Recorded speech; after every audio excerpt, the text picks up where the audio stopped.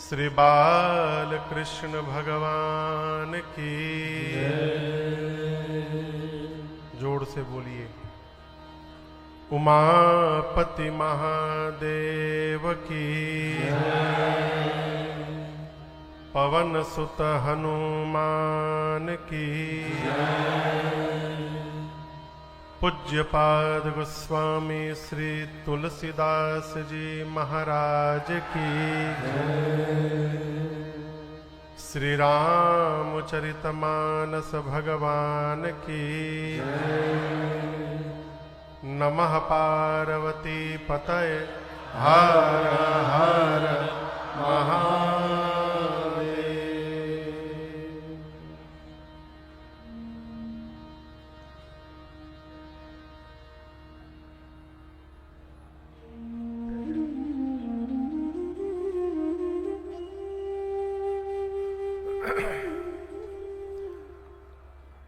अनंत कोटि ब्रह्मांड नायक अकारण करुणा वरुणालय परात्पर ब्रह्म परमपिता परमेश्वर भगवान श्री राघवेंद्र सरकार के चरणों में बारंबार वंदन। भूतनाथ भगवान विश्वनाथ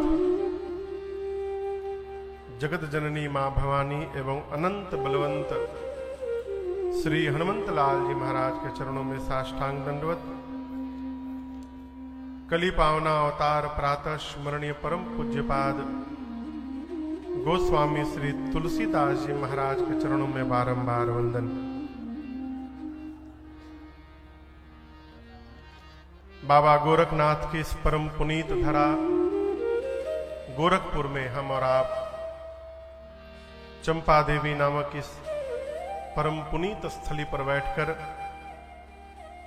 श्री राम कथा आयोजन समिति संस्था के तत्वावधान में आज से प्रारंभ हो रही इस 9 दिवसीय श्री राम कथा महोत्सव के आज प्रथम बेला में हम और आप उपस्थित हुए हैं।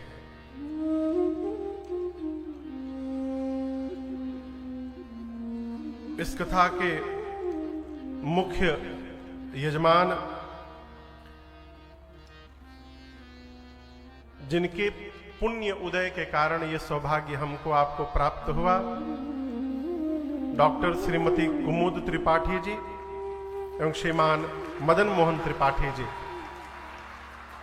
जो इस पूरे आयोजन के मुख्य यजमान हैं।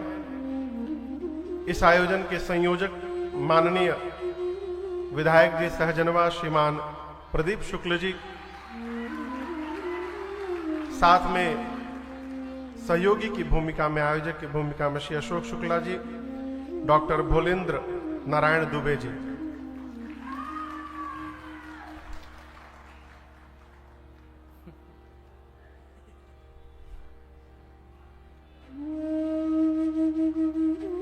आज दैनिक यजमान के रूप में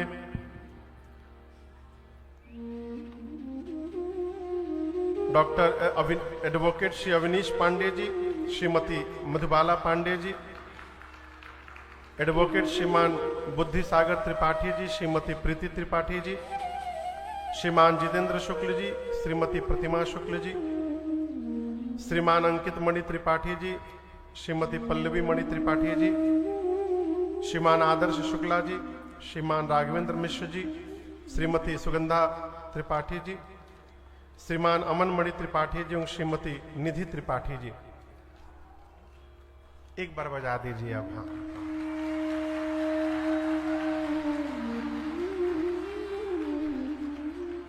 आज प्रथम सत्र है, कुछ विलंब हुआ उसके लिए हम क्षमा चाहते हैं। कुछ व्यवस्थाएं अभी सुदृढ़ नहीं है, कल सब हो जाएगी, ऐसा मुझे विश्वास है। दवाई जरूरी बा, दवाई दिया ही तो ठीक हुई सब।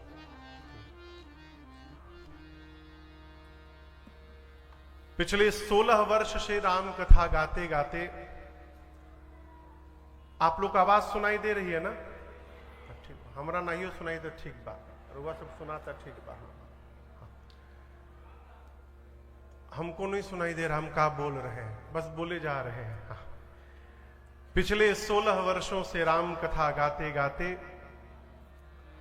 पहली बार गोरखपुर में राम कथा गाने का सौभाग्य प्राप्त हुआ।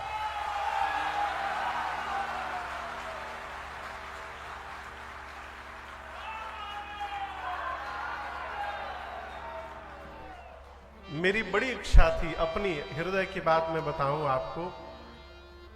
मैं भी देखता था कब रघुनाथ जी की कृपा होगी, रचना बनेगी, और ये सौभाग्य आदरणीय डॉक्टर कुमुद त्रिपाठी जी को प्राप्त हुआ, जिनके कारण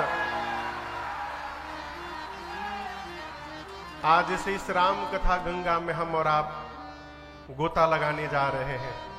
अभी मैं थोड़ी देर पहले आया हूं, आना कल ही था, लेकिन स्वास्थ्य कुछ प्रतिकूल हो गया, तो अचानक रचना कैंसिल करनी पड़ी और सुबह 3 बजे से चल रहा हूं। दिल्ली गया, दिल्ली से फिर गोरखपुर आया हूं, अभी 1-1.5 घंटे पहले पहुंचा हूं मैं। आज तो कथा प्रारंभ करना है, कल से विधिवत समय 2 से 6 का रखा गया है, तो 2 बजे भैया लोग भजन प्रारंभ करेंगे। 2:30 बजे रघुनाथ जी के साथ, राघव जी के साथ अपने राम जी आएंगे, और 2:30 बजे से लेकर 6 बजे तक, 6:30 भी बज सकता है, कोनो गारंटी नहीं है ओके। तो 2:30 से लेकर 6, 6:30 तक हम और आप श्री राम कथा गंगा में गोता लगाएंगे। आइए सबसे पहले ये जाने की कथा सुनने से होगा क्या। हमारे पूज्य महाराज श्री कहते हैं 2 घंटा खाली संभाल दीजिए। विनोद जी कब आ रहे हैं? कल सुबह आ जाएंगे। आ जाएंगे ना? आ जाएंगे। पता कल ट्रेन पकड़ ले, आज शाम को पकड़ लेंगे, कल सुबह आ जाएंगे। हमरा से तेज तहार सुनाई देता हमके। एहू में 2-3 लोग उठेले बा। पूज्यपाद गोस्वामी तुलसीदास जी कहते हैं, कलयुग समयुग आन नहीं, कब जौ नर कर विश्वास। क्या विशेषता महाराज? गाई राम गुण गण विमला, भवतर दीनहि प्रयास। गोस्वामी जी कहते हैं कि चारों युग में, सतयुग, त्रेता, द्वापर और कलयुग, चारों युगों में कलयुग जैसा दूसरा कोई युग नहीं। भैया थोड़ा इसको बढ़ाइए, हमको तो सुनाई नहीं दे रहा हमको। चारों युग में कलयुग जैसा कोई युग नहीं। क्यों महाराज? मैं एक-एक युग के विषय में लेके चल रहा हूं। सतयुग में भगवान को यदि प्राप्त करना हो तो जीव को हजारों हजार वर्ष तपस्या करनी पड़ती थी। उसके बाद भी भगवान मिलेंगे कि नहीं मिलेंगे इसकी गारंटी नहीं थी। हजारों वर्ष। कल सुनिएगा, कल परसों कथा में प्रसंग आएगा। मनु शतरूपा मैया ने इसी उत्तर प्रदेश के नैमिषारण्य में, लखनऊ के आगे नैमिषारण्य है, नैमिषारण्य में 23,000 वर्ष तपस्या किए। कितना दिन? तब जाकर उनको भगवत दर्शन प्राप्त हुआ। एजा आदमी 1 महीना कोनो पूजा करता, कहता पूजा में दम नहीं खे, फल नहीं खे मिलत। अरे हम आपको बताऊं, एक कलकत्ता में हमारे एक लोग हैं, हमारे पीछे 2 साल पड़े थे कि हम महाराज जी हमको दीक्षा दिलवा दीजिए। तो एक जगह उनको मैंने दीक्षा दिलवा दी, जहां उनकी श्रद्धा थी, मैंने दीक्षा दिलवा दी। दीक्षा उनकी हो गई, उसके 1.5 साल बाद हमसे मिले। हम बोले और भैया सब बढ़िया? चेहरा उनका गिरा हुआ था। बोले महाराज ठीक नहीं है। तो क्या है? लगता है गुरुजी चेंज करना पड़ेगा। हम पूछे काहे हो, क्या हुआ? कोई फायदा नहीं हुआ महाराज। तो गुरुजी से दीक्षा ली, उस पर कोई फायदा नहीं हुआ, आप दूसरे गुरुजी बनाएंगे। हम 1 महीना 1 साल कोई नियम करके चाहते तुरंत लाभ मिल जाए। सतयुग में हजारों वर्ष लोग तपस्या करते थे, तब कहीं जाकर किसी किसी को भगवत दर्शन प्राप्त हो। सतयुग के बाद त्रेता आया, त्रेता में यज्ञ प्रारंभ हुआ। विधि विधान से यज्ञ प्रारंभ करिए, भगवत प्राप्ति हो जाएगी। महाराज दशरथ ने यज्ञ किया, पुत्र कामेष्टि यज्ञ किया, तब जाकर राम जी उनके घर में अवतार लिए। त्रेता के बाद द्वापर आया, तो द्वापर में केवल पूजा पाठ करने से ही भगवान मिल सकते थे। लेकिन कलयुग में, इस युग में न तपस्या सधेगी, न यज्ञ सधेगा, न पूजन सधेगा। क्यों? इनके करने से लाभ नहीं है, ऐसा नहीं है। जैसे करना चाहिए कलिकाल का जीव नहीं कर सकता। आदमी एकादशी का व्रत करता है, रात को 12 बजते समोसा खा लेता है। कहे 12 बजा दिन, डेट चेंज, एकादशी खत्म। यज्ञ में हवन लोग करते हैं फुल पैंट पहन के। अभी अभी मैं एयरपोर्ट पे उतरा तो वहां विजय कौशल जी हैं, अधिकारी है एयरपोर्ट पर। तो हमको जहाज के पास मिल गया, लेकर के आ रहे थे। तो बोले महाराज, अभी 2 घंटे पहले की बात मैं बता रहा हूं। बोले महाराज, हमारी श्रीमती जी 4 धाम करके आई अभी अभी। हमने कहा कि आप नहीं गए? बोले महाराज छुट्टी कहां मिल रहा है 15 दिन के लिए। हम अपना शर्ट पैंट उनके साथ भेज दिए थे।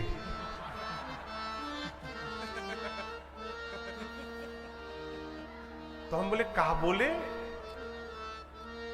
हम आज तक पटका सुने थे भेजते हुए, गमछा सुने थे भेजते हुए, इस शॉर्ट पैंट कैसे भेज दिए?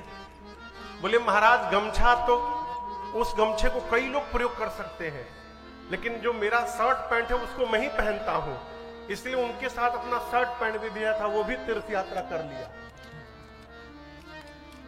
कलयुग का जीव न ठीक से यज्ञ कर सकता है, न पूजन कर सकता है, न तपस्या कर सकता है।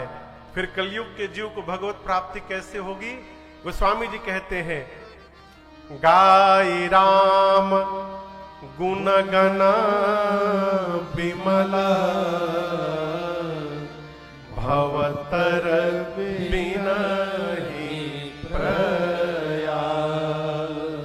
कलिकाल में मनुष्य अपने सभी कर्मों का संपादन करते हुए, पालन करते हुए केवल भगवत स्मरण बना के रखे, भगवान के नाम को लेता रहे, तो बिना और कुछ किए हम भवसागर पार हो सकते हैं और कभी ना कभी भगवान का दर्शन भी प्राप्त हो सकता है।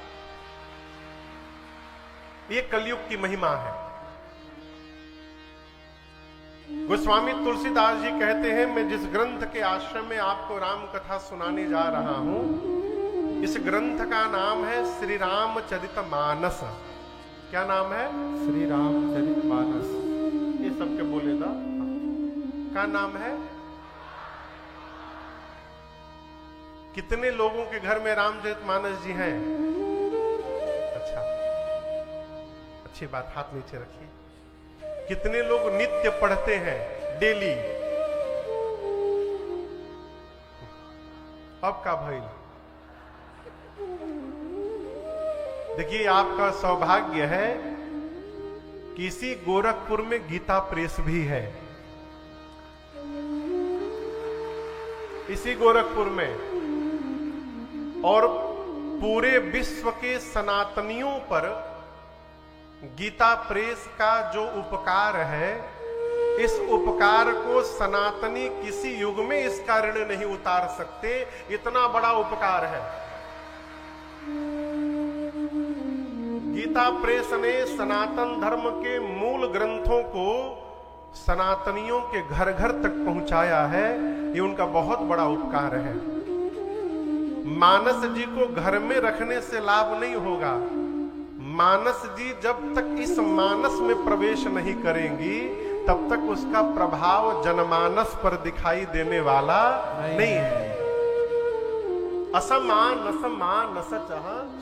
चाखी, मानस को मानस तक पहुंचाने की यात्रा है ये राम कथा, जो यहां प्रारंभ होने जा रही है। पूज्यपाद गोस्वामी तुलसीदास जी कहते हैं, रामचरितमानस एहि नाम, रामचरित मानस एहि नाम, सुनत श्रवण पाय विश्राम, सुनत श्रवण पाय विश्राम, विमल कथा कर कीन्हा परम्भा, विमल कथा कर कीन्हा परम्भा, सुनतन साहि काम मत दंदा, सुनत नसाहि काम मत दंदा, सुनत नसाहि काम मत दंदा।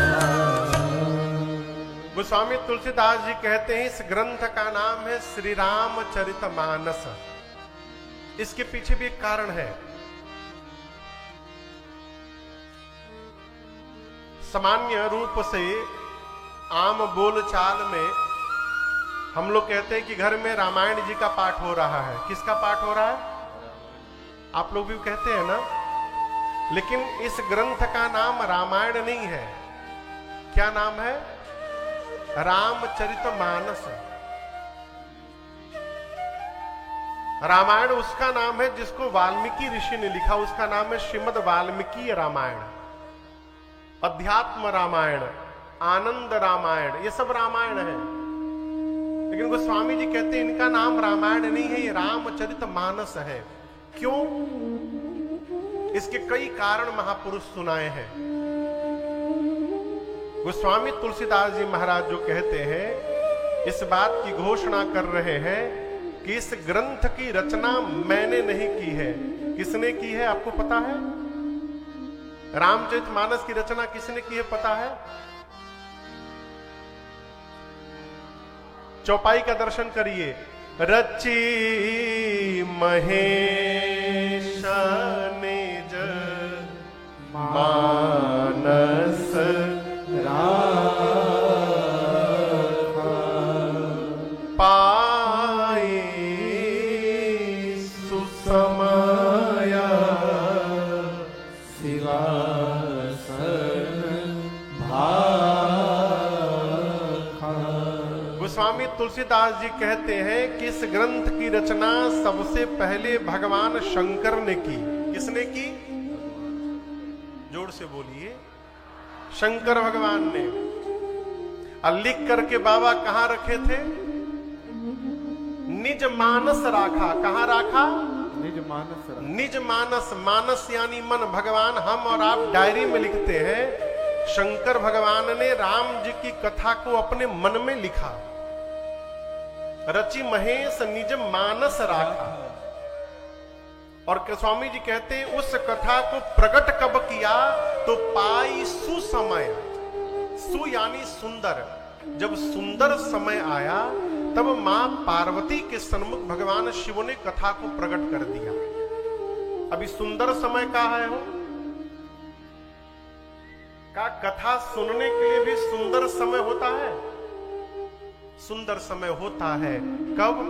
जब श्रोता के भीतर कथा के प्रति श्रद्धा जागृत हो जाए, वो सुंदर समय है। देखिए, फ्री में यदि दवाई मिल जाए ना, फ्री में, तो आदमी वो दवाई नहीं खाते, फ्रिज के ऊपर रखा जाता है।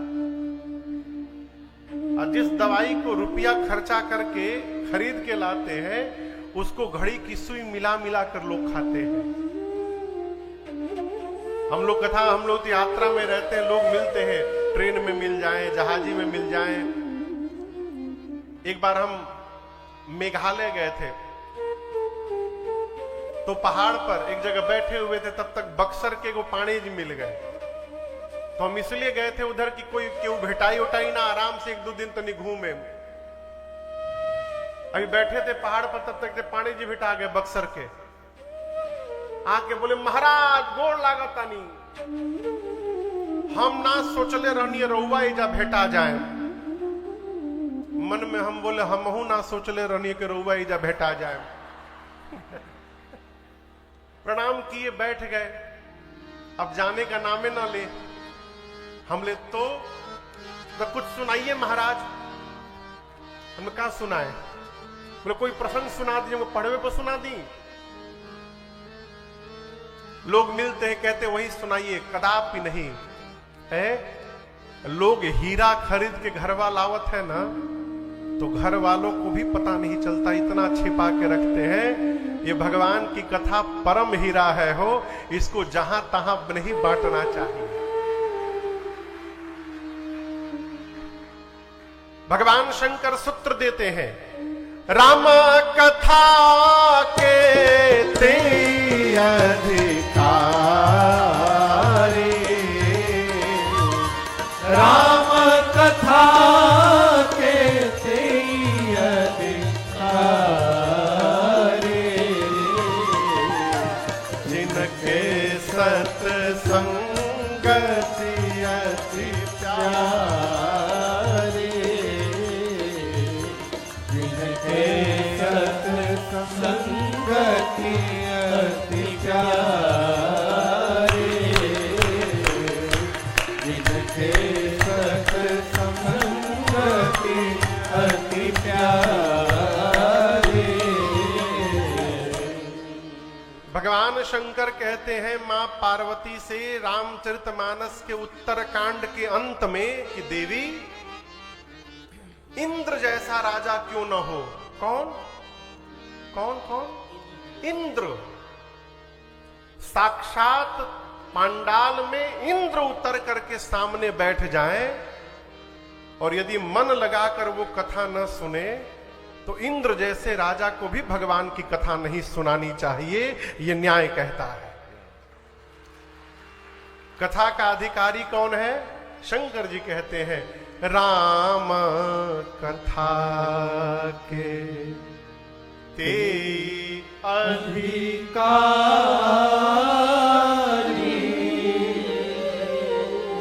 कौन अधिकारी है राम कथा सुनने का?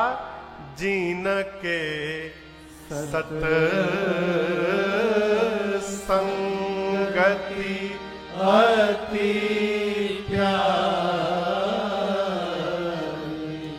शंकर भगवान कहते हैं, देवी, जिस मनुष्य को सत्संग से प्रेम है, जो सत्संग में गति करता रहता है, वही जीव राम जी की कथा सुनने का अधिकार रखता है। उसी के भीतर पात्रता है। ये कथा, ये प्रसंग क्या कह रहा है? जीवन में सत्संग पात्रता का निर्माण करता है। इसलिए मेरी प्रार्थना है, आज पहला दिन है, कथा में जितना अधिक से अधिक हो सके बच्चों को लेकर के आइए। किसको लेकर के आइए? बच्चों को। काहे महाराज? एक जगह हम कथा करने गए भारत के बाहर, तो वहां मंदिर में लिखा था कि चिल्ड्रंस नॉट अलाउड। पहले दिन उसको उखड़वा के फेंकवाए हम। एक बात बोले, बुरा नहीं मानिएगा ना, बूढ़े लोग सुन के भी अब क्या कर लेंगे। भाई कोई क्षमा करिएगा, कोई अपने ऊपर ना ले लेगा। जो बुजुर्ग हो गए हैं उनका तो चलती चली का बेला है हो, वो सुन के भी अब क्या कर लेंगे। जिनसे आगे चलकर उत्तर प्रदेश का निर्माण होने वाला है, आगे चलकर इस भारतवर्ष का निर्माण होने वाला है, उस युवा को सत्संग में लेकर के आना है, बच्चों को लेकर के आना है। इसलिए जितना अधिक से अधिक हो सके बच्चों को लेकर के आइए। बच्चे 5 मिनट भी बैठ के यदि सुनेंगे तो वो सुनेंगे। बड़े लोग तो कथवा में बैठे हुए रहते, मोबाइलों चलाते रहते हैं उसी में। सुंदर समय क्या है, श्रोता के भीतर कथा के प्रति प्रीति जागृत हो जाए। बाबा कहते हैं पाए सुसमाया शिवा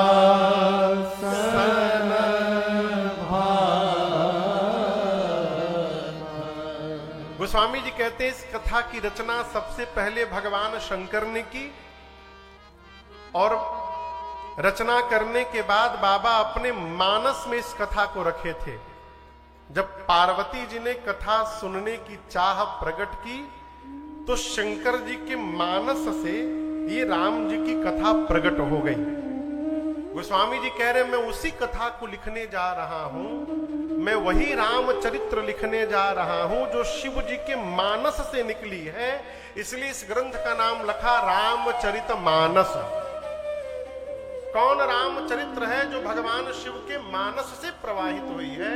इसलिए ताते रामचरितमानस वर धरेउ नाम ही हेरि हरस।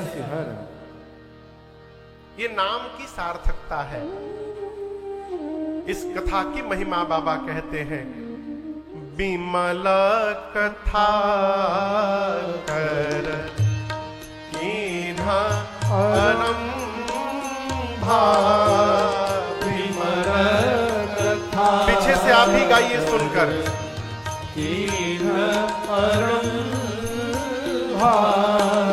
बिमल कथा कर कीन्हा अनम विमल कथा कर कीन्हा अरम सुनतान साहि काम मद दम भा। सुनतान साहि काम मद दम भा। मन करी विषय अनल बन जराई। मन करी विषय अनल बन जराई। होई सुखी एहि सर पर पराई। होई सुखी एहि सर पराई। होई सुखी एहि सर पराई।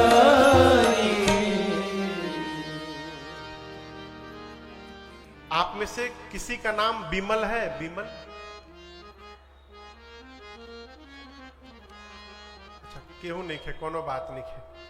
बिमल नाम सुने हैं आप लोग? बीच में बोला करिए।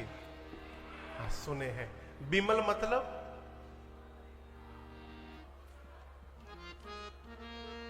कौन? बहुत भारी प्रश्न तो नहीं पूछ देले हम।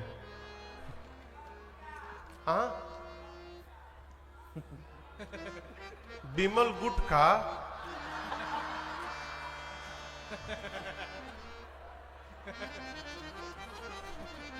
धन्य है प्रभु।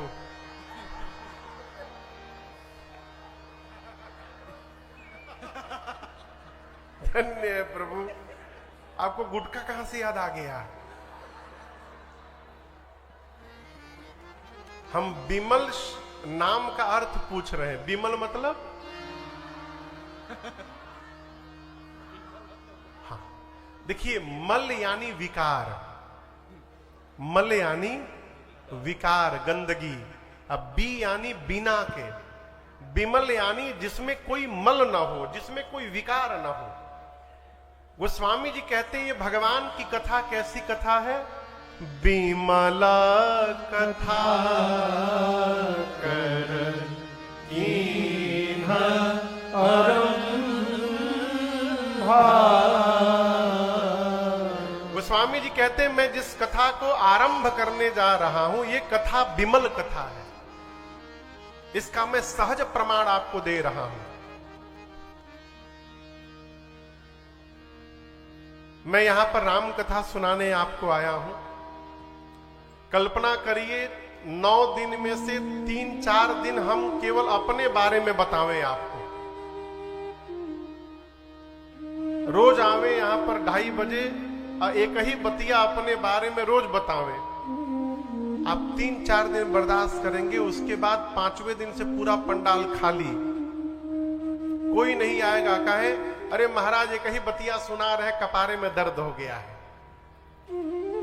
जीव के बारे में जब सुनिएगा तो सर का दर्द बढ़ जाता है। क्यों?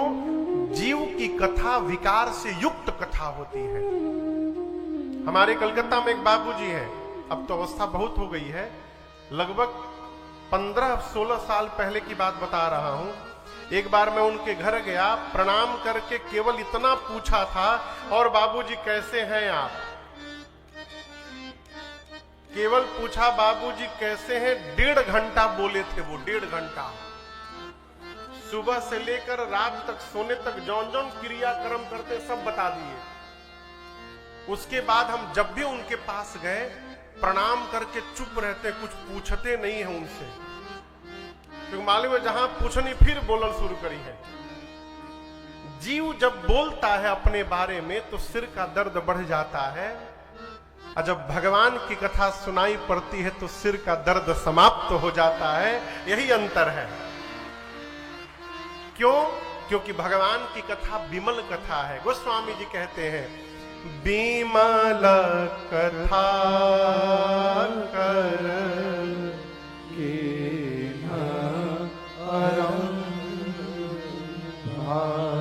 सुनने से क्या होगा? सुनत न साही काम मद दम। गोस्वामी जी कहते हैं भगवान की कथा को सुनते रहने से काम मद दंभ समाप्त हो जाएंगे। केवल 3 का नाम लिया लेकिन है कुल 6। विकार कितने हैं? 6 विकार। बोलिए, नाम पता है? नाम मालूम बा? काम, बोलते जाइए। काम, क्रोध, मद, मोह, लोभ, और 6वें का नाम है मत्सर। क्या नाम है? मत्सर। इन 6 बीमारी में सबसे डेंजरस जो बीमारी है उसका नाम है मोह। क्या नाम है? मोह सकल व्याधिन कर मूला। अच्छा आप बताइए, ये दिखाई दे रहा है? का है रुमाल लौकता, तौलिया है। अच्छा ये बताइए, इस तौलिया, यदि ये तौलिया फट जाए तो आपको कोई कष्ट होगा? बोलिए, कोई कष्ट नहीं होगा, लेकिन हमको नींद नहीं आएगी रात को। आपको क्यों कष्ट नहीं होगा? क्योंकि आप ये मान बैठे ये आपकी नहीं है, इसलिए फट जाए, जरी जाए, आपको कोई फर्क नहीं पड़ेगा। हम मान के बैठे कि हमार है, तो यदि फट जाएगा तो हमको कष्ट होगा। ये जो मान करके बैठे न हमार है, यही मोह कहलाता है। यही मोह है। जिसके प्रति आपका मोह होगा वही मोह कामनाओं को जन्म देगा। आपन बेटे से मोह है तो कामना क्या जन्म लेगी? हमारा लड़का स्कूल में टॉप कर जाए। दूसरा के लड़का टॉप करे चाहे ना करे कोई मतलब नहीं। अपने बेटे से मोह है तो कामना ने जन्म लिया क्या? बेटा टॉप कर जाए। अब दर्शन करिए, मोह के साथ कौन आया? काम। हमने जो कामना की, यदि वो कामना पूरी हो गई तो लोभ जन्म लेगा। 10वीं में टॉप किया, अब 12वीं में भी टॉप करना चाहिए।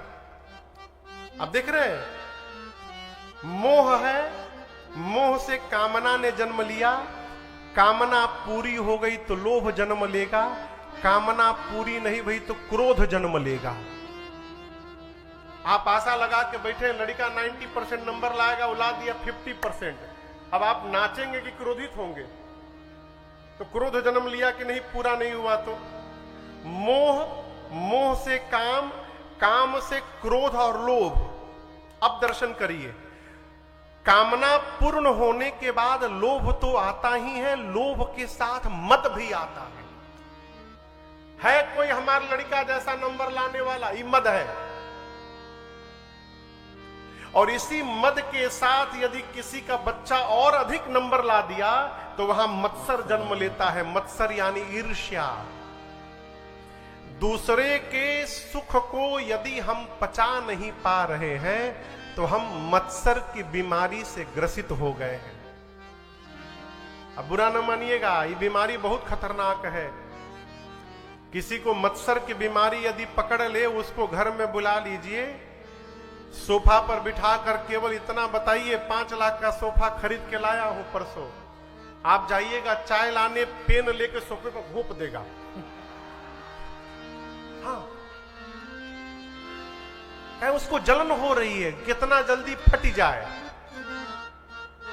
इन सभी बीमारियों की जड़ में है मोह।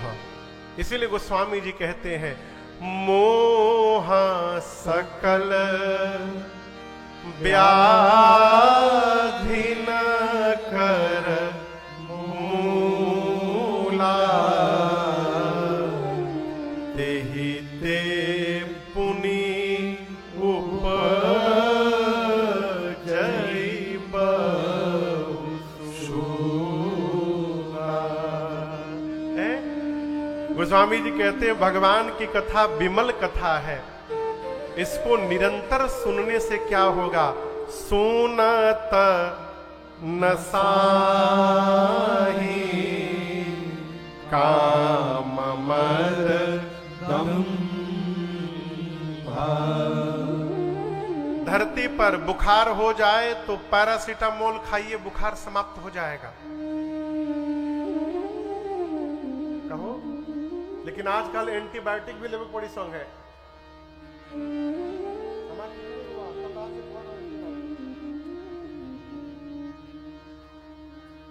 पेट खराब हो उसके लिए टेबलेट है, सिर में दर्द हो उसके लिए दवाई है, थायराइड बढ़ जाए उसके लिए दवाई है। लेकिन ये जो 6 बीमारी आपको सुनाया हूं, इसके लिए दवाई बाजार में नहीं मिल सकती है।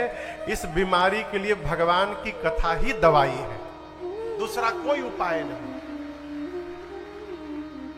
और आपसे एक निवेदन करूं, मैं राम जी की कथा गा रहा हूं तो आप ये ना समझिएगा कि हमारी भीतरी बीमारियां नहीं है। हमरो भीतर है, और ऐसा कोई नहीं है जिसके भीतरी बीमारी नहीं है। लोग कहते हैं काम छोड़ो, काम छोड़ो, जे बोलता होके छूट गई बका। कभी सोचिएगा, क्रोध नहीं करना चाहिए। हम आपसे बोले क्रोध नहीं करना चाहिए, पहला दिन इसलिए हम बर्दाश्त कर रहे हैं। ये तो जितना लोग अगवा से आवता जाता है ही।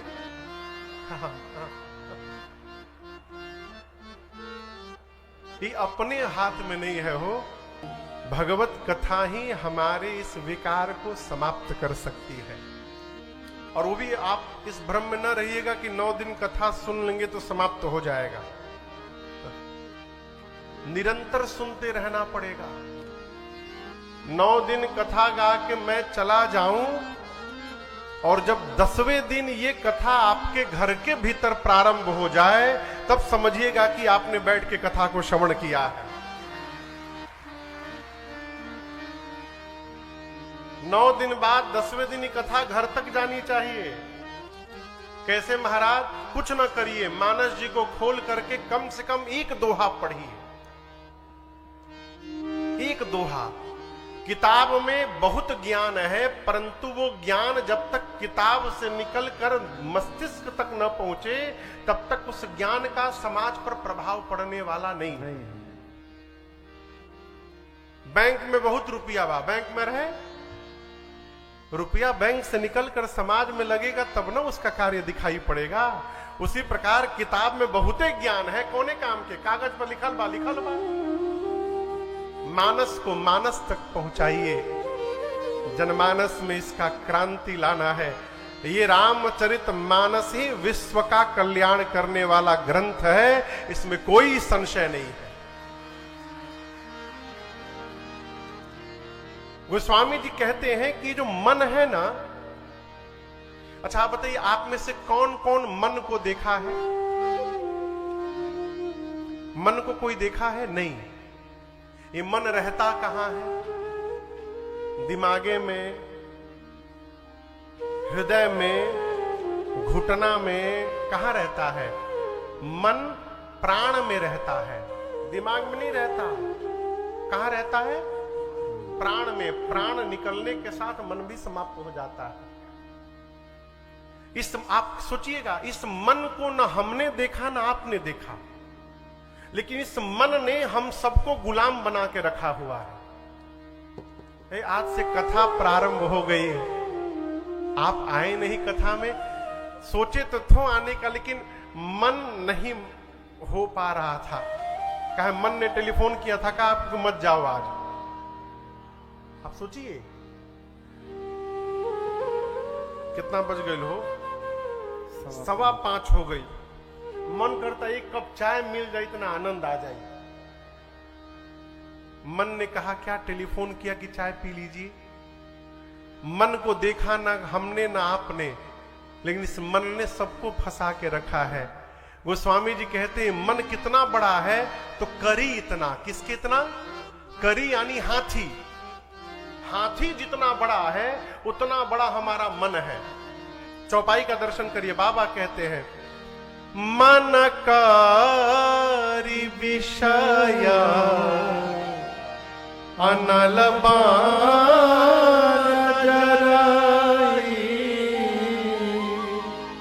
होई सुखी जो एही सर पर। मन करी मन रूपी हाथी, विषय अनल बन जरई। मन रूपी हाथी विषय रूपी अग्नि में दिन रात जल रहा है। हम आपको उदाहरण दे रहे हैं। पुष्प में यदि बढ़िया सुगंध मिल जाए ना, तो मन बार बार उसको सूंघने के लिए करता है। ये नासिका का विषय है सुगंध। कोई सुंदर दृश्य दिखाई पड़ जाए तो मन बार बार आंख उधर ही मन को लेके आंख को मन लेके जाता है उसको देखने के लिए।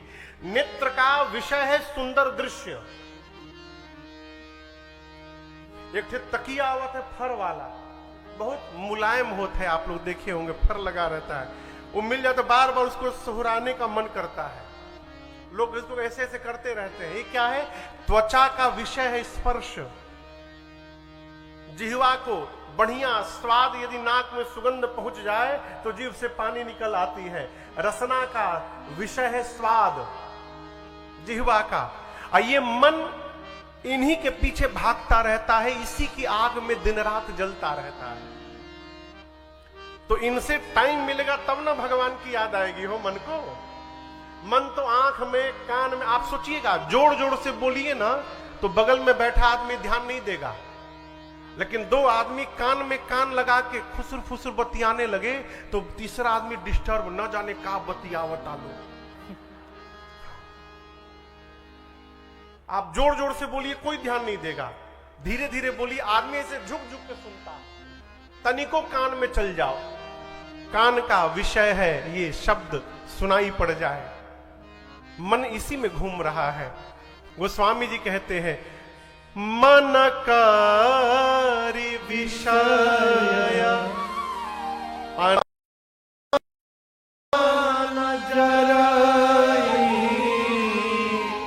मन रूपी हाथी इस विषय की अग्नि में जल रहा है, सुखी कैसे होगा हो?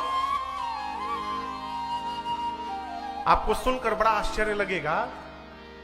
जंगल में जब आग लगता है ना, आग जंगल में, तो जितने जीव जंतु पशु पक्षी हैं सब जंगल के बाहर दौड़ते हैं, लेकिन हाथी बाहर नहीं दौड़ता। हाथी जंगल के बीच में जो तालाब है ना, उधर दौड़ता है।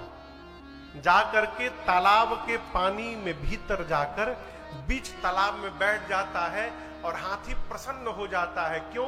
जान रहा है कि जब तक मैं इस पानी के भीतर बैठा हूं, ये जंगल की आग मेरा कुछ नहीं बिगाड़ सकता, मैं एकदम निश्चिंत बना रहूंगा।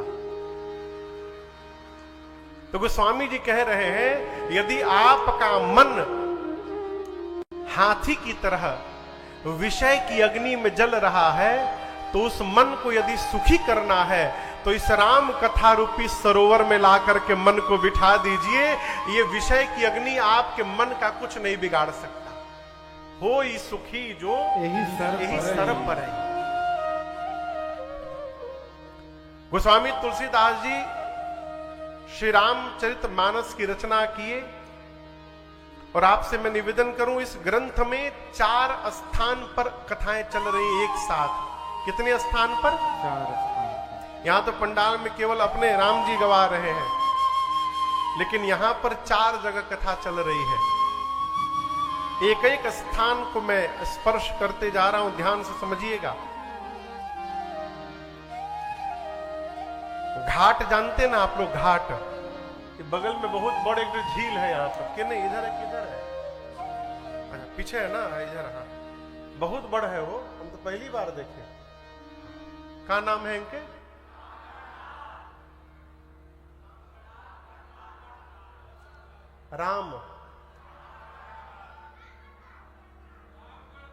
रामगढ़ ताल। हाँ, एक आदमी बोले तो सुनाई पड़ गया, सभी बोले देख संग राम। अच्छा वहू में राम है जो दिखा।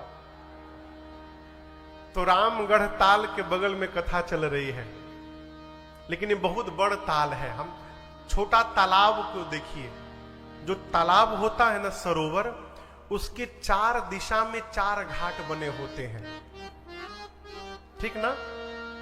इस राम कथा रूपी सरोवर में गोस्वामी जी ने 4 घाट बनाए हैं।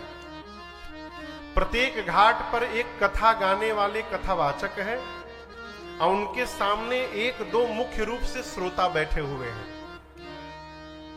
मानस के सरोवर का जो प्रथम घाट है, ये है काशी जी में 80 घाट। काशी बगल में है, आपके जानते होंगे। काशी जी में घाट है जिसका नाम है 80। काशी का एक नाम है वाराणसी, जानते हैं ना? वाराणसी नाम क्यों पड़ा? वरुणा नदी, वहां 2 नदियां हैं, एक वरुणा है और एक गंगा जी है। वरुणा नदी जहां पर आकर गंगा जी से मिली है, वहां से लेकर और 80 घाट के बीच के भाग का नाम है वाराणसी। वरुणा और 80 मिलकर वाराणसी बना। उसी 80 घाट पर गोस्वामी तुलसीदास जी महाराज कथा गाते थे। सुनता कौन था? तो गोस्वामी जी घोषणा करते हैं, स्वांतः सुखाय तुलसी रघुनाथ गाथा, भाषा निबंध मतिमन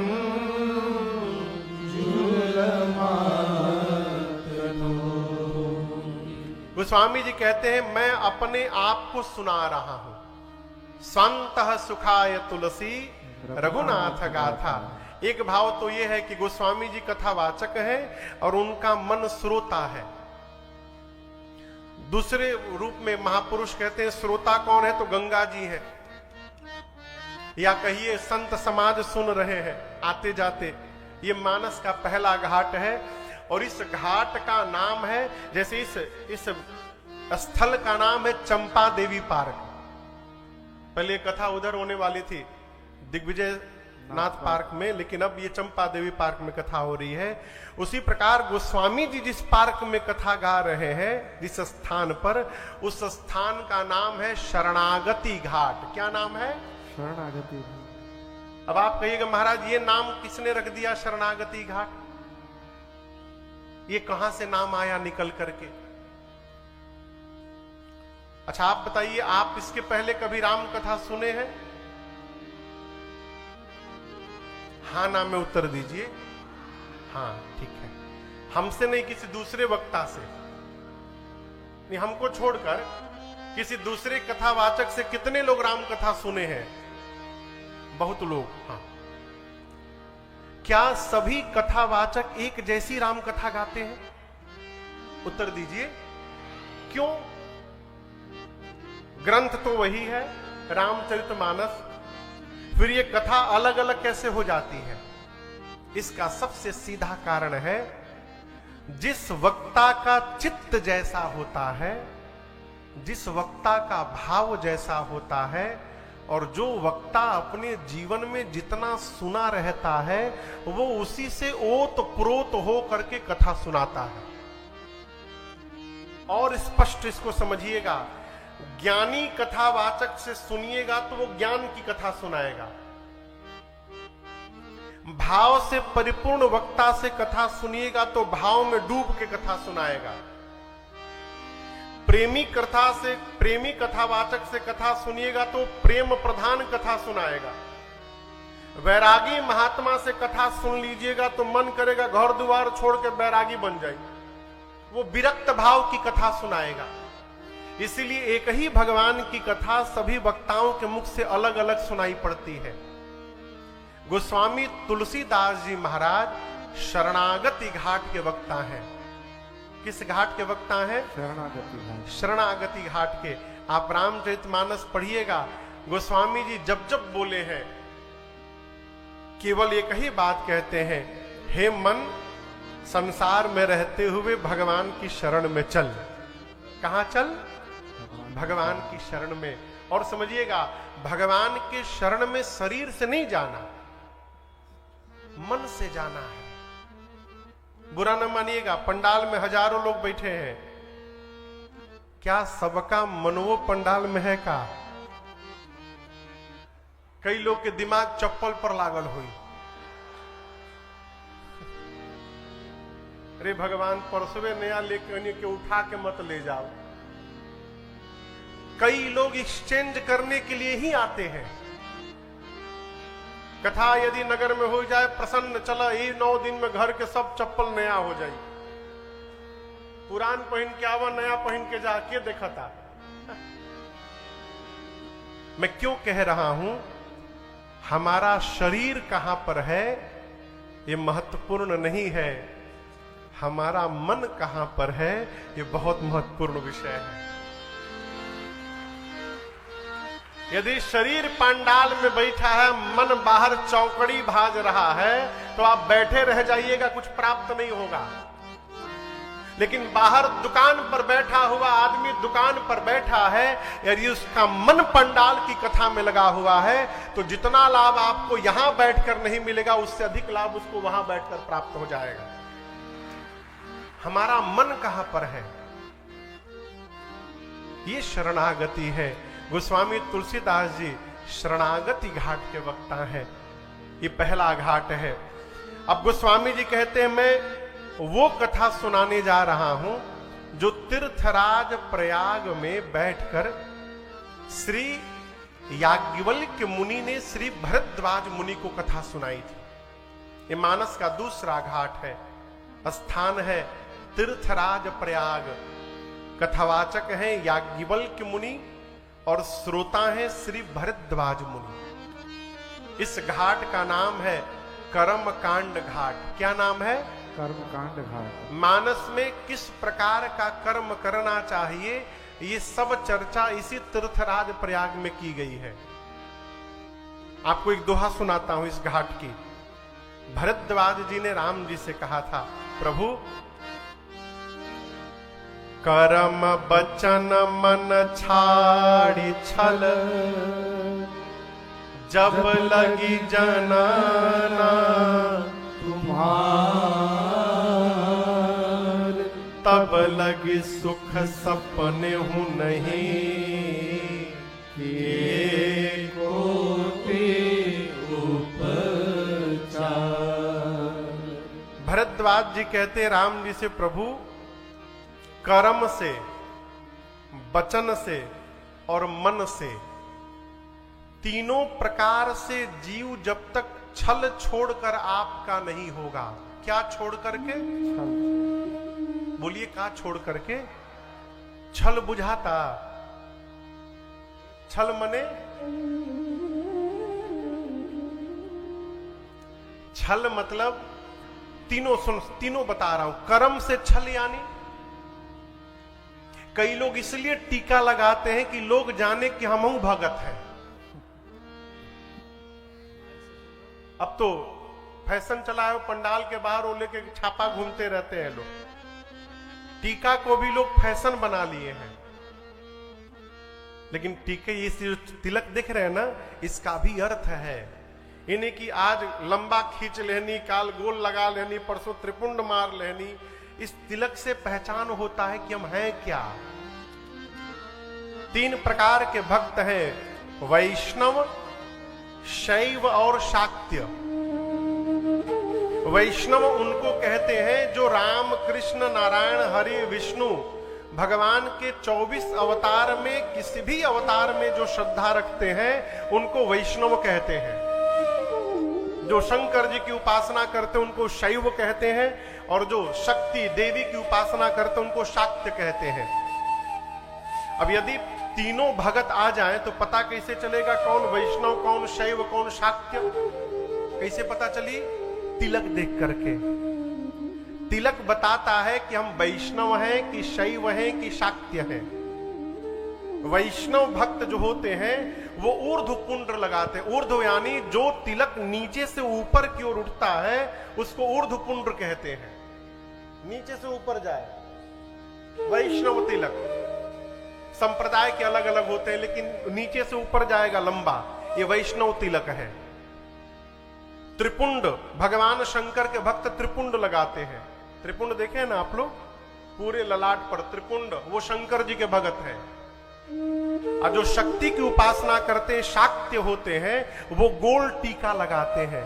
कामाख्या जी में जाकर देखिए जितने माई के उपासक हैं गोल टीका लगाएंगे। लेकिन आजकल ऊर्ध्व पुंड लगाए हैं, वो में त्रिपुंडों मारे हैं, उसमें गोलो टीका छाप लिए हैं। ऊपर से गाल पे राधे राधे सीताराम भी लगवा लिए हैं। कहो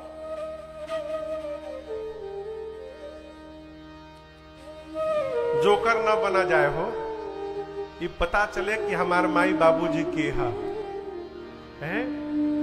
भक्त को अपने इष्ट के प्रति निष्ठ होना चाहिए। अपने इष्ट के प्रति निष्ठा हमारे व्यवहार में दिखाई देनी चाहिए। कई लोग इसलिए तिलक लगाते हैं कि लोग जाने कि हम भगत जी हैं। ये कर्म की चतुराई है। मंदिर में जाइए, मंदिर में माला लोग जपते हैं।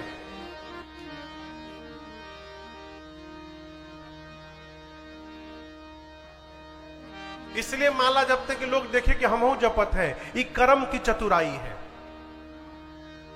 मन की चतुराई अभी आपको बताया। शरीर जहां है यदि वहां मन नहीं है, ये मन की चतुराई है। अब वचन की चतुराई,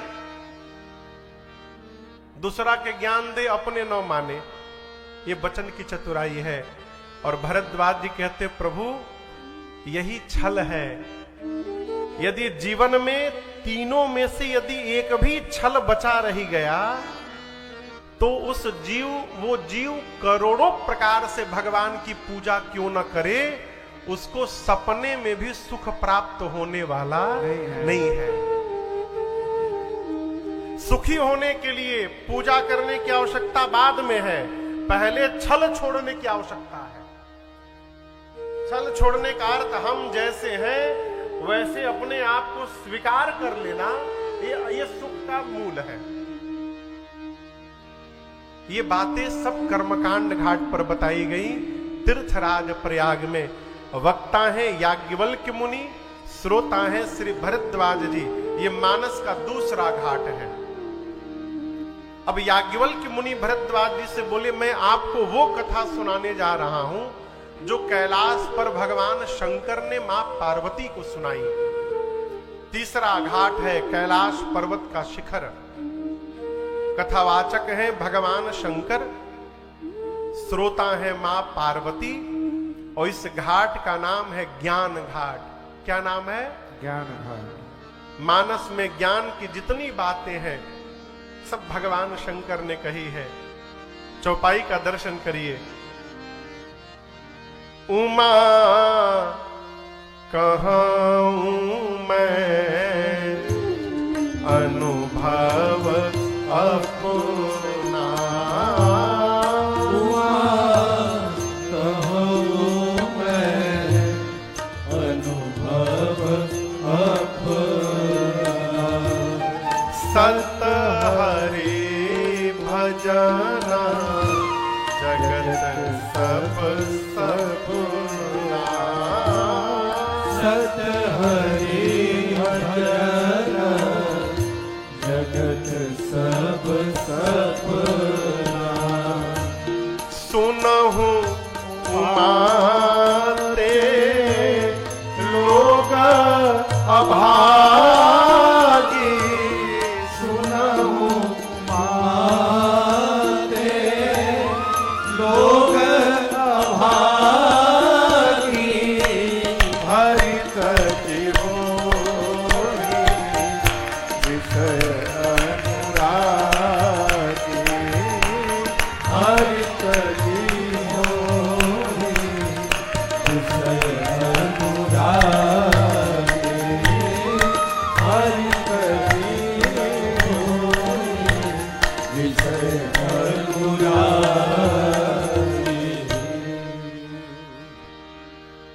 सामान्यतः लोग मानस के कोई भी चौपाई उठाकर कहते गोस्वामी जी ने कहा। गोस्वामी जी नहीं बोले। जहां उमा शब्द आ गया वहां शंकर जी बोल रहे हैं। गोस्वामी जी पार्वती जी को उमा सीधे नहीं कह देंगे। शंकर जी कह रहे हैं उमा कहूं मैं अनुभव।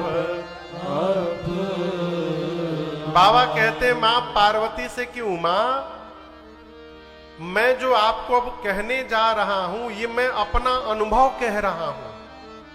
क्या कह रहा हूं? अनुभव। सुनी सुनाई बात नहीं कह रहा हूं, अनुभव कह रहा हूं। क्या?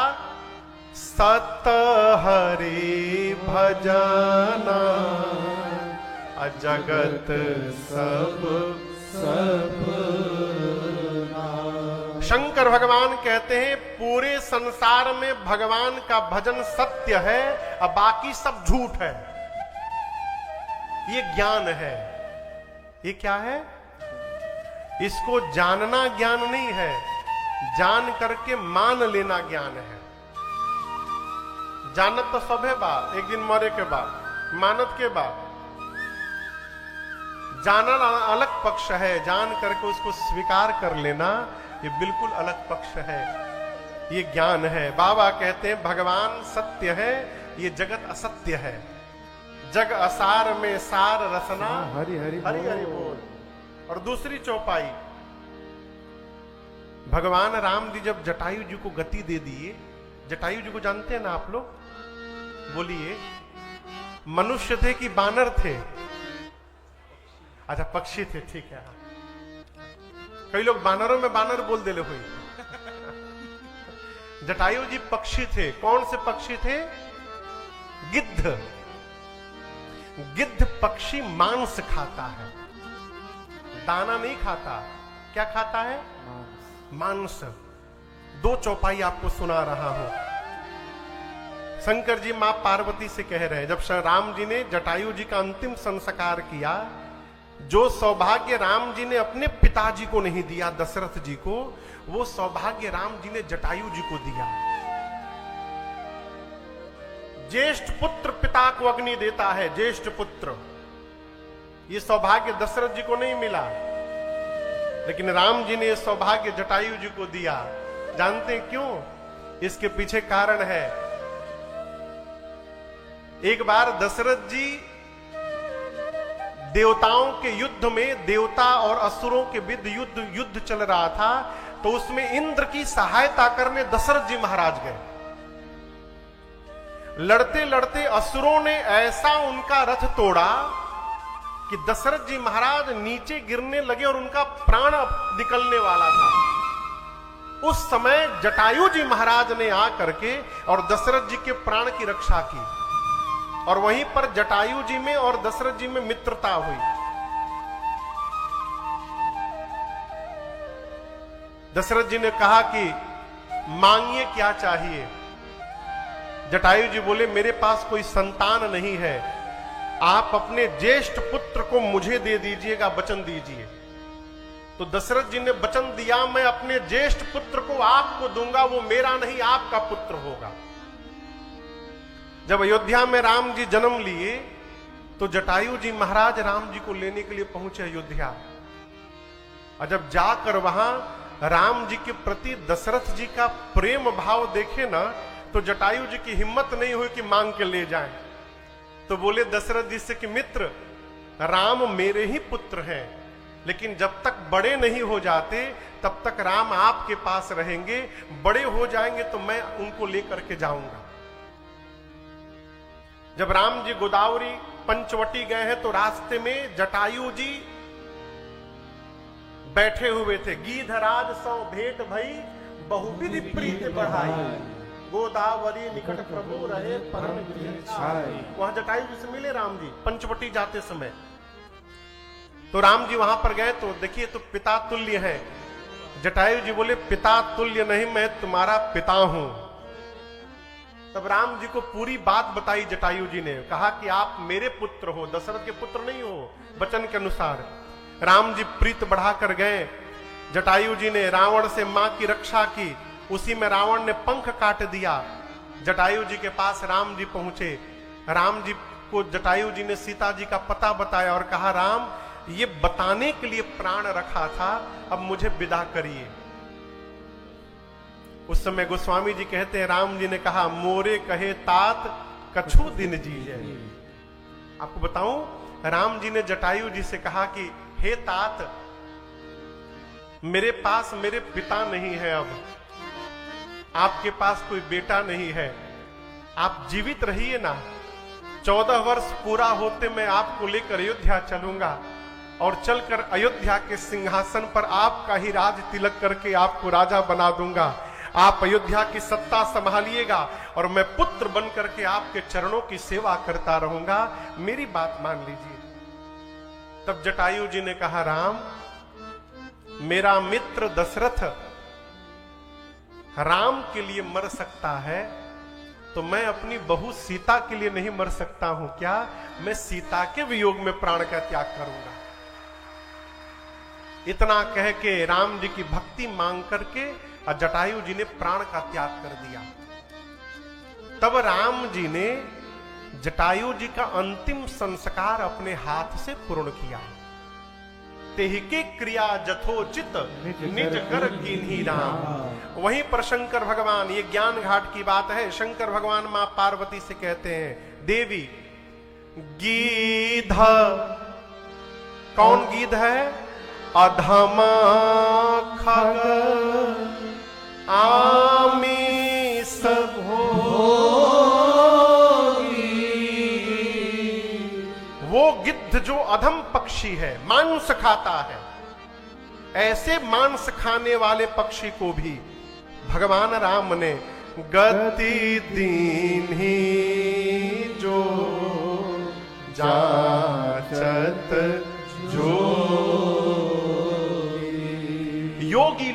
योगी जिस गति को मांगते रहते हैं, उस गति को भगवान ने एक मांस खाने वाले पक्षी को प्रदान कर दिया। इसके बाद शंकर भगवान कहते हैं, जानते हैं कोई बहुत विशेष बात कहनी होती है ना, तो कान में कहा जाता है।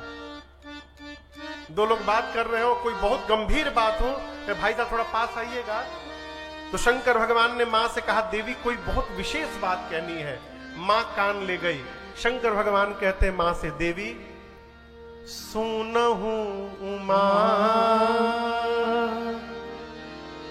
ते लोग अभागी।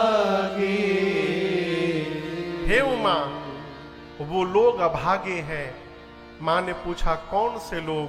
शंकर भगवान बोले हरि तजी होहि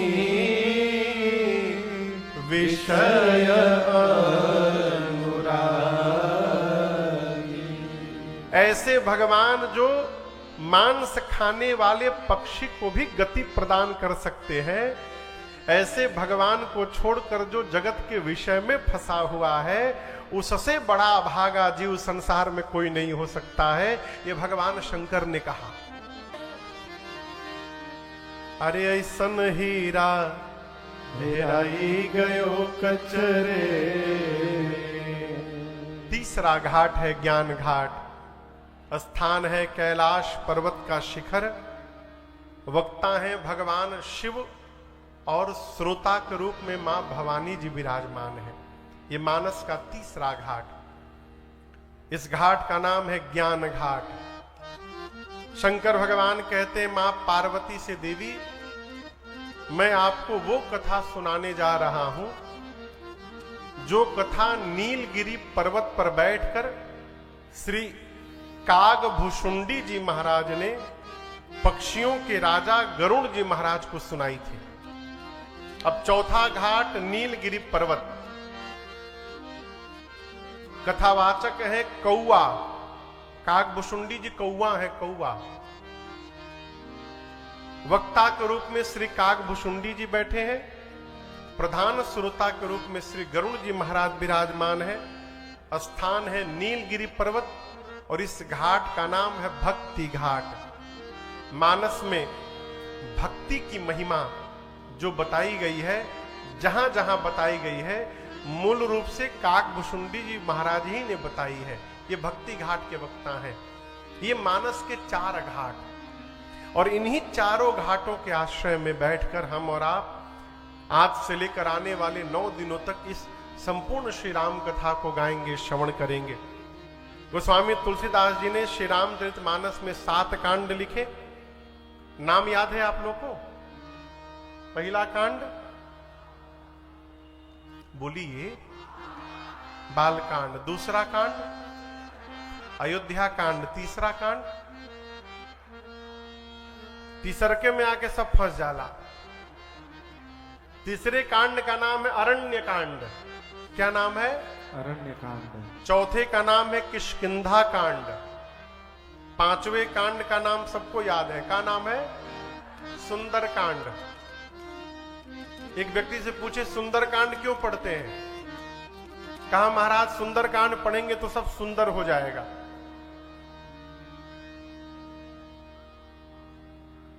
सुंदर कांड पढ़ने से सुंदर नहीं होगा, पूरा का पूरा रामचरितमानस पढ़ के सुंदर जीवन जीने से सुंदर होगा।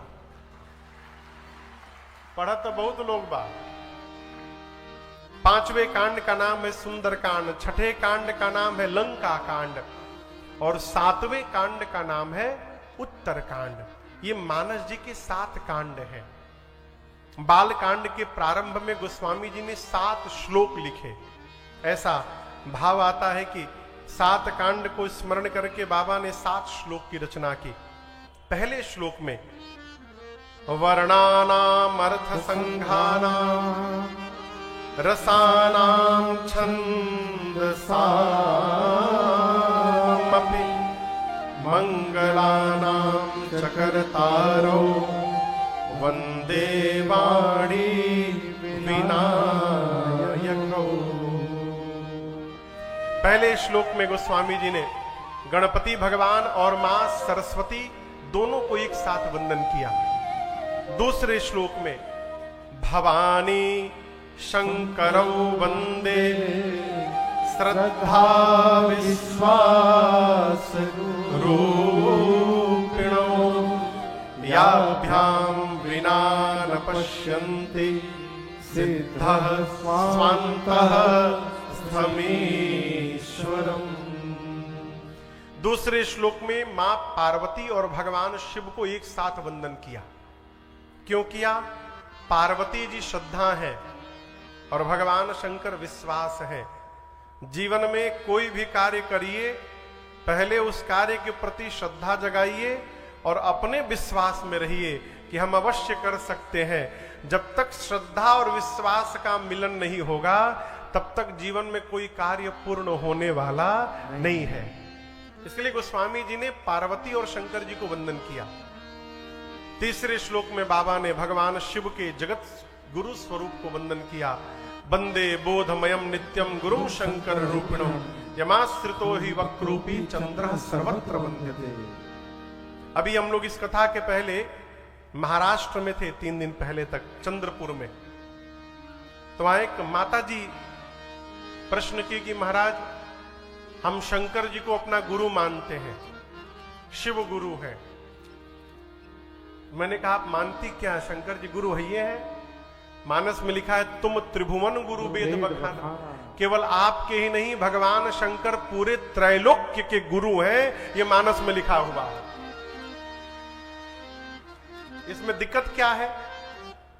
तो बोली महाराज हम शंकर जी को गुरु मानते हैं, तो क्या दोबारा फिर से दीक्षा, गुरु दीक्षा लेनी आवश्यकता है? बिल्कुल आवश्यक है। शंकर भगवान त्रैलोक्य के गुरु हैं, आप मानिए चाहे ना मानिए गुरु हैं। परंतु यदि शरीर धारण करके आप धरती पर आए हैं तो यहां पर प्रत्यक्ष रूप से सदगुरु की शरण में जाकर भगवत नाम की दीक्षा लेनी ही पड़ेगी, दूसरा कोई उपाय नहीं है। अब फिर प्रश्न, महाराज किस महाराज से, किस महात्मा से दीक्षा लें, यह प्रश्न नहीं करना चाहिए। देखिए दीक्षा कभी भी देखा देखी नहीं करना चाहिए। गुरु जी बड़े छोटे हो सकते हैं, हो सकता है किसी के गुरु जी बहुत विद्वान हो, किसी के गुरु जी कम पढ़े लिखे हो सकता है। गुरु जी बड़े छोटे हो सकते हैं, लेकिन गुरु जी जो कान में मंत्र देंगे ना भगवान का नाम, वो नाम बड़ा छोटा नहीं होता है, वो वैसा ही काम करता है।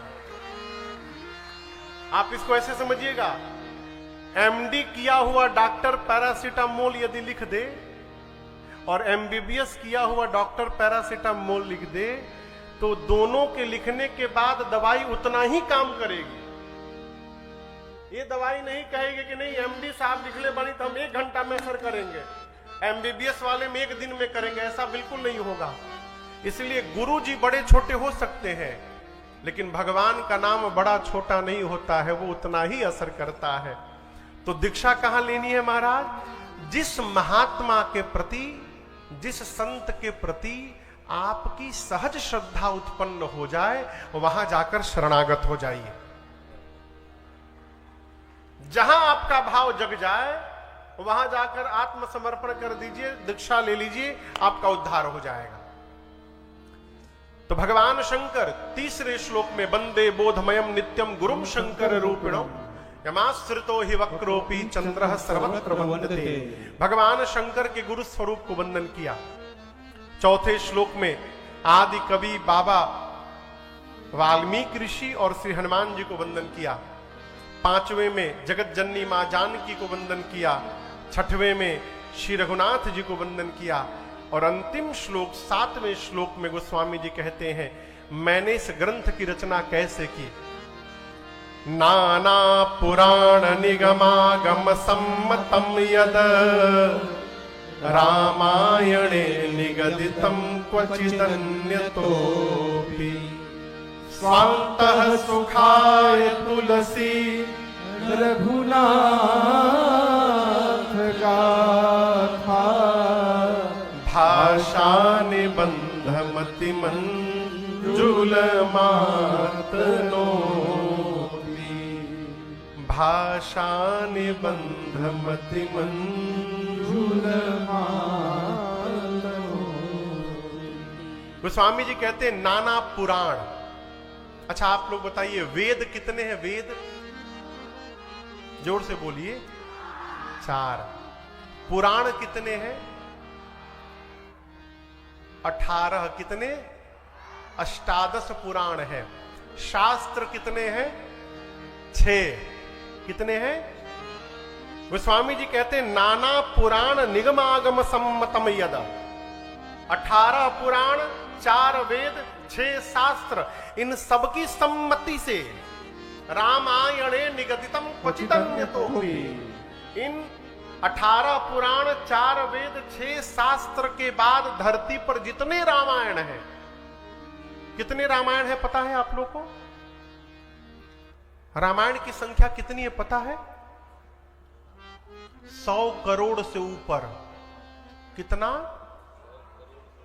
रामायण शतकोटि अपारा। उसमें राम रक्षा स्तोत्र का पहला श्लोक है, चरितम रघुनाथस्य शतकोटि प्रविस्तरम एकैकमक्षरम पुंसाम महापातक नाशनम। 100 करोड़ से ऊपर रामायण है। अब आप कहिएगा महाराज इतना रामायण कहां से आ गया? इस पंडाल में आज जितने लोग हैं, हजारों की संख्या में लोग हैं, यदि पंडाल से बाहर निकलकर सब लोग अपने घर में बताने लगे कि हम आज कथा में क्या क्या सुने हैं, सब लोग एक ही जैसा बताएंगे? सब अलग अलग बताएंगे ना। उसी प्रकार राम जी के समय लीला में जितने लोग थे, जितने बानर, जितने मुनि, जितने कपि, जितने रीछ, जितने कोल भील प्रजा के लोग, सबने अपने जीवन में एक एक राम कथा की रचना की। इस प्रकार रामायण की संख्या 100 करोड़ से ऊपर हो गई। गोस्वामी जी कहते 4 वेद 18 पुराण 6 शास्त्र उपनिषद और जितने रामायण मुझे मिले सुनने को, इन सबके सारांश को निचोड़कर मैं इस रामचरित्र मानस की रचना करने जा रहा हूं। क्यों करने जा रहा हूं? स्वान्तः सुखाय तुलसी रघुनाथ गाथा भाषा निबंधमति मंजुलमातनो।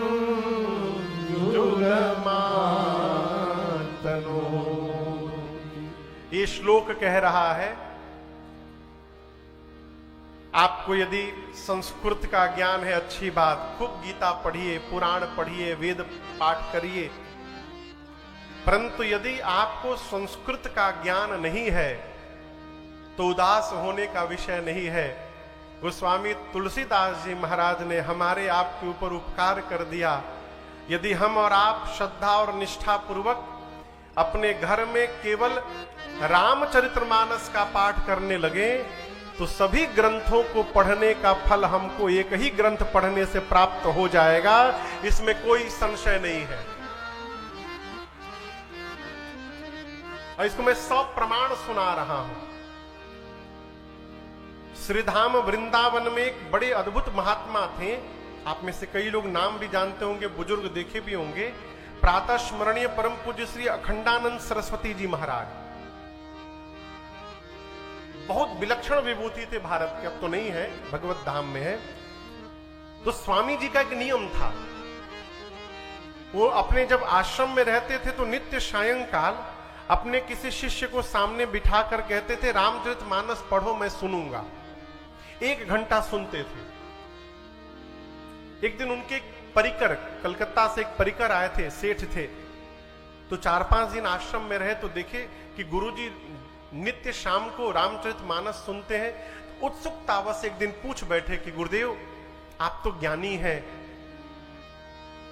किसी दिन भागवत भी सुन लीजिए, किसी दिन गीता का श्लोक सुन लीजिए, किसी दिन और कोई पुराण सुन लीजिए, किसी दिन वाल्मीकि रामायण सुन लीजिए, आप नित्य रामचरितमानस क्यों सुनते हैं?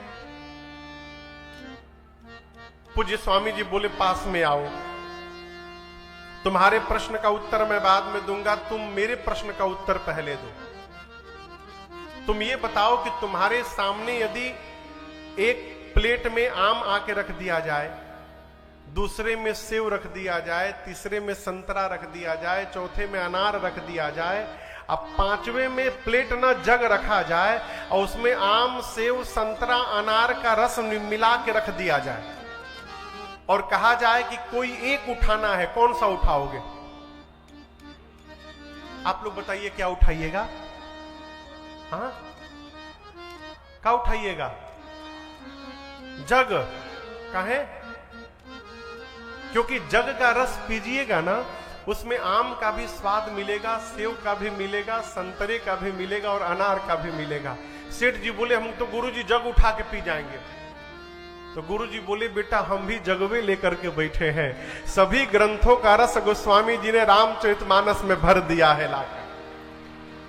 इसलिए मानस में मन को लमाइए।